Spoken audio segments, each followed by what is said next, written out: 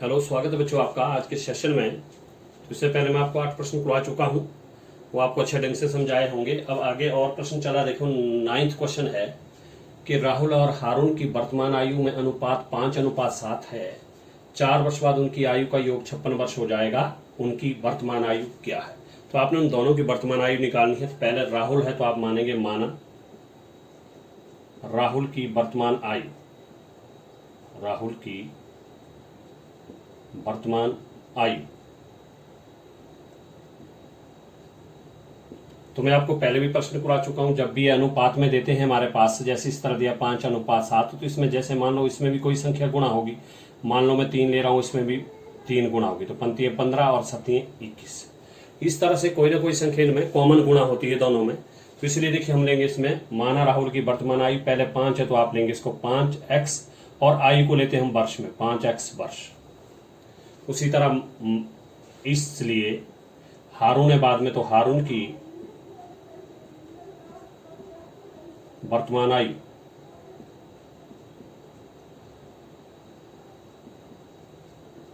उसकी देखो 7 दिया, तो इसको लिखेंगे हम 7x वर्ष।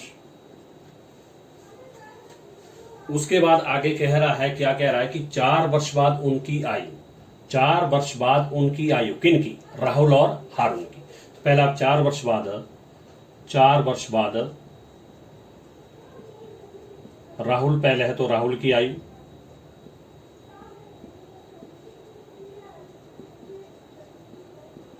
देखिए बात की 4 वर्ष बाद उनकी आयु किनकी? राहुल और हारून की। तो 4 वर्ष बाद राहुल की आयु, देखिए वर्तमान आयु है उसकी 5x, वर्तमान होती जो अब है। मान लो मेरी आज की आयु है, मान लो मेरी 40 वर्ष है, आज मेरी आयु 40 वर्ष है, तो 4 वर्ष बाद कितनी होगी? बाद मतलब 4 वर्ष के बाद में क्या करते हैं हम? प्लस, तो मेरी हो जाएगी 44। तो वही चीज यहां पर है, अगर राहुल की वर्तमान आयु अगर 5x है तो उसकी 4 वर्ष बाद होगी 5x जमा 4 वर्ष। इनको हम जोड़ नहीं सकते क्योंकि चर और अचर को हम कभी जोड़ नहीं सकते। उसके बाद देखिए अगर 4 वर्ष बाद राहुल की आयु निकाली तो 4 वर्ष बाद आप हारून की आयु भी निकालेंगे। तो इसलिए 4 वर्ष बाद हारून की आयु,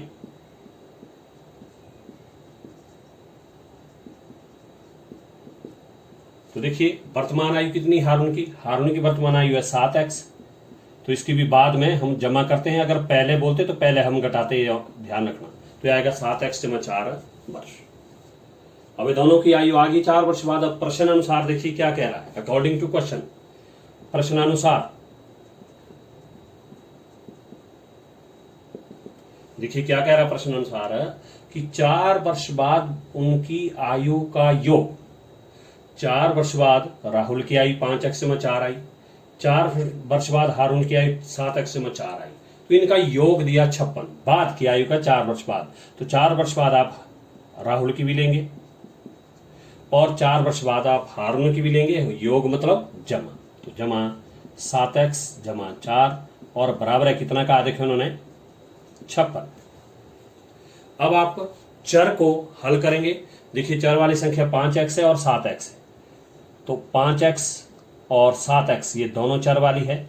देखिए 5 भी जमा का और 7 भी जमा का, 5 जमा 7 12x, तो ये आगे देखो 12x, चर वाले दोनों हो गए। देखो ये भी हल हुआ, ये भी हल हुआ। अब रही कांस्टेंट टर्म, देखो 4 4, देखिए 4 भी प्लस का और 4 भी प्लस का, दोनों प्लस का, तो 4 जमा 4 8, और बीच में देखिए चिन्ह लिखना पड़ता है। ऐसे हम जोड़ती वाली नहीं लिखते, लेकिन यहाँ पर हमें +8 लिखना पड़ेगा क्योंकि किसी संख्या के बाद लिखना है तो जो चिन्ह आ रहा है उसको आपको लिखना पड़ेगा। तो यह 12x जमा 8 और बराबर है 56 का 56। ठीक है, 5x और 7x जमा 12x आए। अब ये दोनों नहीं लिखने, फिर उसके बाद 4 और 4 आए तो ये आगे 8, देखिए वो लिख दिए। अब हमने x का मान ज्ञात करना, तो इसलिए x वाली संख्या रहेगी, यही आपकी 12x का 12x रह गया और बराबर है 56 का 56। ये प्लस है तो पर जाके -8। ओके, तो अब 12x का 12x और बराबर है 56। देखिए आपका प्लस का है, 8 देखिए माइनस का है, तो घटेगा। देखिए एक संख्या प्लस की एक माइनस की घटेगा, तो 6 से घटता नहीं, इसलिए असल गई 16, 16 में 8 घटे 8 और यहाँ रह गया 4 48 और प्लस का चिन्ह बढ़ा तो प्लस लिखने की जरूरत नहीं। तो 12x बराबर है 48। अब हम यहां से x का मान ज्ञात करेंगे, इसलिए x बराबर है 48 और एक गुणा करने वाला जाएगा अपॉन में। अब 12 का टेबल आता है तो 12 कम 12, 12 दून 24, 12 तीन 48, 12 चौके 12 कम 12, 12 दून 24, 12 तीन 36, 12 चौके 48। तो देखिए 4 से कटता पूरा तो 12 एकम 12, 12 चौके 48। तो ये आ गया x बराबर है 4। x आ गया 4। अब आप सिंपल सा इसलिए वर्तमान आयु निकालनी दोनों की आपने, तो इसलिए लिखेंगे आप, इसलिए राहुल की वर्तमान आयु, राहुल की वर्तमान आयु, तो देखो हमने मानी थी वो 5x, तो 5x का मतलब 5 बीच में गुणा का चिन्ह होता है, x आगे देखो 4, 5 चौके 20 वर्ष, ये होगी राहुल की। उसके बाद आप निकालेंगे आप हारून की, हारून की वर्तमान आयु, इसलिए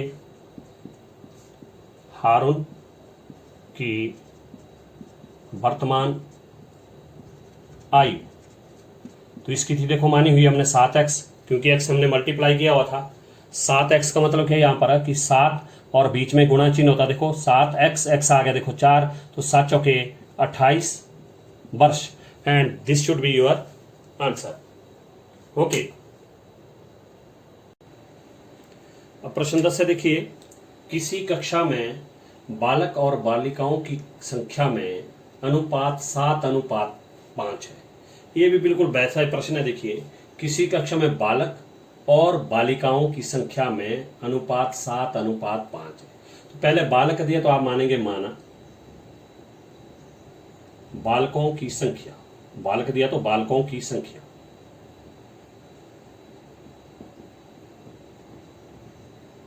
बराबर है वो होगा देखो 7x, क्योंकि अनुपात में दिए तो हम x मल्टीप्लाई करेंगे दोनों में।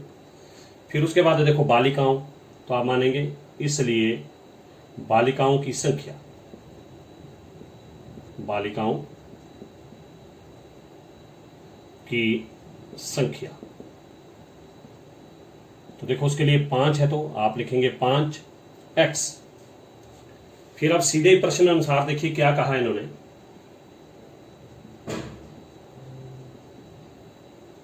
देखिए प्रश्न अनुसार क्या कहा, यदि बालकों की संख्या, क्या कहा है, बालकों की संख्या किसके बराबर दी है, बालिकाओं की संख्या से, यानी कि बालिकाओं की संख्या से 8 अधिक है। देखिए बालकों की संख्या किसके बराबर दी है, बालिकाओं की संख्या से 8 अधिक, अधिक मतलब जमा 8, कम होता तो माइनस करते हैं, अधिक बोला तो प्लस।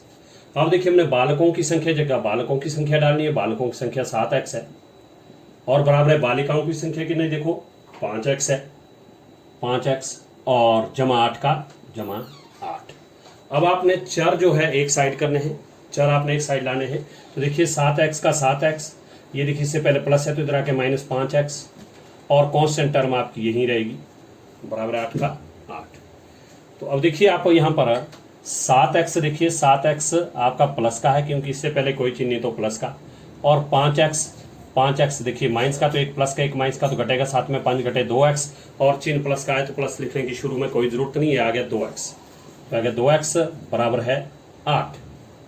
तो अब हम यहाँ से x का मान ज्ञात करेंगे, तो इसलिए x बराबर है 8, ये गुणा करने वाला जाएगा बटे में अपॉन 2 एकम 2, 2 चौके 8, तो x आ गया देखो 4, क्योंकि बटे में 1 लिखने की जरूरत नहीं, x हमारे पास 4 आ गया। अब लिखेंगे आप इसलिए बालकों की संख्या,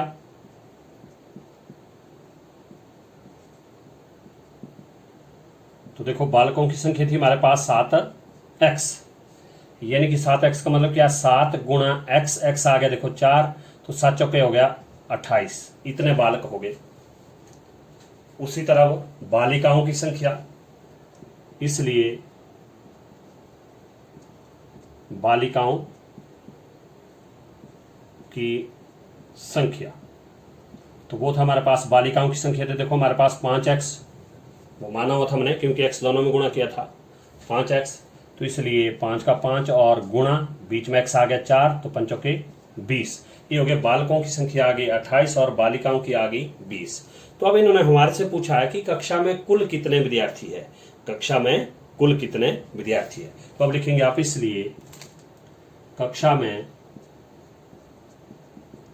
कुल विद्यार्थी, इसका मतलब क्या होगा, कुल विद्यार्थी का मतलब क्या होगा, वो होगा बालक प्लस बालिकाएं। ठीक है, तो बालक आ गया देखो हमारे पास 28 और प्लस बालिकाएं आ गई हमारे पास 20। अब आप इसको जोड़ेंगे देखिए, तो 20 प्लस 28 प्लस 20 कितना हो गया आपके पास 48, तो हो गया 48 and this should be your answer. Okay.